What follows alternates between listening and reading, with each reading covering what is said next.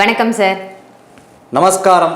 தொடர்ந்து நிறைய நல்ல தகவல்கள் கொடுத்துட்டு வரீங்க, எல்லாமே பயனுள்ள தகவலாக இருக்குது. இன்றைய கேள்வி சார், இப்போ பெண்களுக்கு திருமணம் ஆன பிறகு அந்த திருமாங்கல்யம் தாலின்னு சொல்லுவோம் இல்லையா, அந்த திருமாங்கல்யம் வெளியில் தெரியக்கூடாதுன்னு சொல்லுவாங்களே, அது ஏன்? அம்மா, அதாவது நிறைய ரகசிய காப்புன்னு சொல்லுவாள், நீங்கள் பார்த்துருப்பீங்க. சில கோயில்களில் கையில் காப்பு கட்டி மேலே மஞ்சள் துணியை வச்சு கட்டுவா, பார்த்துருக்கேன் இல்லையா? ஆமாம் சார். அதே மாதிரி கல்யாணத்தின் போது நீங்கள் இந்த பந்தல்லாம் கட்டியிருப்பா, ஒரே ஒரு மஞ்சள் துணியை வச்சு அங்கே கட்டி வச்சுருப்பா, பார்த்துருப்பேன். கிரகப்பிரவேசம் முடிஞ்சதுக்கப்புறம் பார்த்துட்டேன் அப்படின்னு சொன்னால், இந்த ஹோமமெல்லாம் முடிஞ்சுட்டு பிராமணன் ஒரு சிவப்பு துணியில் ஒன்று கட்டி அங்கே வீட்டு முன்னாடி கட்டிடுங்கன்னு சொல்லி கொடுப்பான். இப்போ இதெல்லாம் ஒரு ரகசிய காப்புன்னு சொல்லுவான். கோயில்கள்லேயே இந்த சிலை வடிவம் முடிஞ்சதுக்கப்புறம் சுவாமியை பிரதிஷ்டை பண்ணும்போது பிரதிஷ்டைக்கு கீழே எந்திரங்கள் வைக்கிறது, தங்கங்கள் வைக்கிறது அப்படின்னு ஒன்று இருந்துருக்கு. அந்த சுவாமியினுடைய ரகசிய பூஜைன்னு சொல்லுவாள். நெய்வேத்தியம் பண்ணும்பொழுது, அலங்காரம் பண்ணும்போது ஸ்க்ரீனை சாத்தி பண்ணுறா, நீங்கள் பார்த்துருப்பேன். சிதம்பரத்தில் திரை மூடி வச்சுருப்பா, பார்த்துருப்பேன். இதெல்லாம் என்ன, இது என்ன உங்களுக்கு சொல்கிறது அப்படின்னு கேட்டீங்கன்னா, நீங்கள் சில விஷயங்கள் நீங்கள் இன்றைக்கி பதவி ஏற்போடு கூட ஒரு ரகசிய காப்பு சொல்லுவாங்க, அதை நம்ம ஏற்றுப்போம்.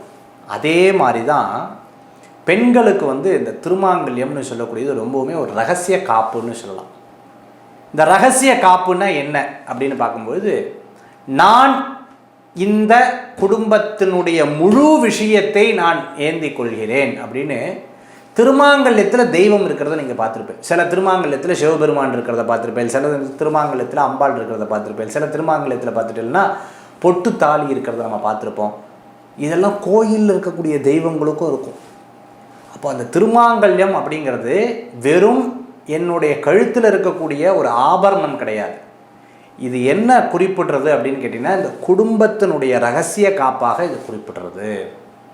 எவர் ஒருவர் திருமாங்கல்யத்தினுடைய பூஜை புனஸ்கரணங்களை மேற்கொள்கிறாளோ அவளுக்கு ரொம்ப விசேஷம். நீங்கள் கேட்ட கேள்வி, இந்த திருமாங்கல்யத்துக்கு மகத்துவம் சொல்கிறேன். திருமாங்கல்யத்தை ஏன் வெளியில் காண்பிக்கப்படாது அப்படின்னு கேட்பேன்.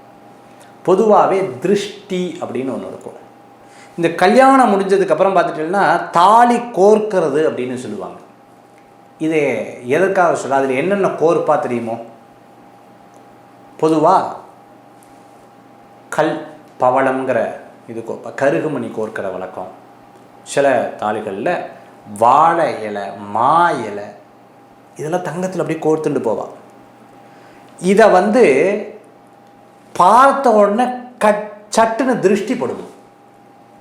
அப்போ அந்த மங்கல்ய திருஷ்டின்னு படப்படாது. அப்போ என்ன பண்ணணும்னா, அது யார்கிட்டையும் காமிக்காமல் சில பேர் இப்படி எடுத்து கற்பூரத்தை ஒத்திண்டு வைப்பான். அதனால தான் இந்த மாதிரி திருமாங்கல்யத்தை ரொம்ப விசேஷமாக எப்போ எல்லாத்துக்கிட்டையும் காண்பித்து கட்டுவானா, கல்யாணத்தில் தான். அதுக்கப்புறம் வெளியில் எல்லோரும் பார்க்குறது இந்த சுமங்கலி பிரார்த்தனை, சுமங்கலி பூஜை அப்போ பார்ப்போம். மற்றபடி ரொம்ப ரகசிய காப்பாக இது வைத்து கொண்டிருக்கக்கூடிய ஒரு அற்புதமான சம்பிரதாயம் நம்ம பண்ணிகிட்டு இருக்கோம். இப்போ திருமாங்கல்ய பலம் கூடணும் அப்படின்னா என்ன பூஜை செய்யலாம் பெண்கள்? நம்மக்கிட்ட ஒரு பெரிய வரப்பிரசாதம். வீட்டில் சுமங்கலி வந்தால் முதல்ல என்ன கொடுப்பா சொல்லுங்க பார்க்கலாம்? குங்குமம். வீட்டில் சுமங்கலி திருப்பி கிளம்பும் போது என்ன கொடுப்பா? குங்குமம் தான். அதுக்கப்புறம் வெத்தலைவாக்கு, பழப்பாக்கு. இதுதான் ஒரு பெரிய மகத்துவம், ஒரு பெரிய பலன். அம்மா வீட்டுக்கு வந்தாலும், பொண்ணு வீட்டுக்கு வந்தாலும், நாத்தனார் வீட்டுக்கு வந்தாலும், யார் வீட்டுக்கு வந்தாலும் இந்த பலன்களை செய்கிற வழக்கங்கள் நமக்கு இருக்குது. அப்போது குங்குமம் கொடுக்கறது ரொம்ப விசேஷம். இந்த பூஜை செய்கிறது ரொம்பவுமே சிறப்பு. ரெண்டாவது, எப்போ குலதெய்வ கோயிலுக்கு போகிறோமோ அங்கெல்லாம் மஞ்சள் குங்குமம் கொடுக்கறது ரொம்பவுமே சிறப்பு. ஒரு பேக்கெட்டாக வாங்கி கொடுக்கறது ரொம்பவுமே சிறப்பை கொடுக்கக்கூடியதாக இருக்கும். அந்த கோயில் திரு கல்யாணம் இந்த மாதிரி விசேஷம் தான் திருமாங்கல்யம் வாங்கி கொடுக்குறது, திருமாங்கல்ய சாப்பாடு போடுறது, அதாவது கல்யாண சாப்பாடு போடுறது, அதுக்கு ஏதாவது பங்கேற்கிறது ரொம்பவுமே சிறப்பாக கொடுக்குமா. ரொம்ப அருமையான தகவல் திருமாங்கல்யத்தை பற்றி பெண்களுக்காக சொல்லியிருக்கீங்க. நன்றி சார். நன்றி. இது போன்ற நிறைய விஷயங்கள்ல நம்மளுடைய சம்பிரதாயங்களில் இருந்துருக்கு.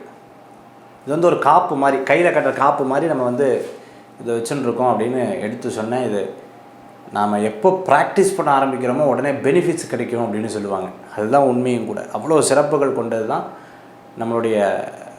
நம்மளுடைய பக்தியில் இருக்கக்கூடியது. இதை நம்ம சரி வர நம்ம குழந்தைகளுக்கும் சொல்லிக் கொடுக்குறது ரொம்ப விசேஷமான பலன்களை கொடுக்கும். நன்றி, நமஸ்காரங்கள். வேல் வேல் முருகா. வேல் முருகனுக்கு கரோகரா.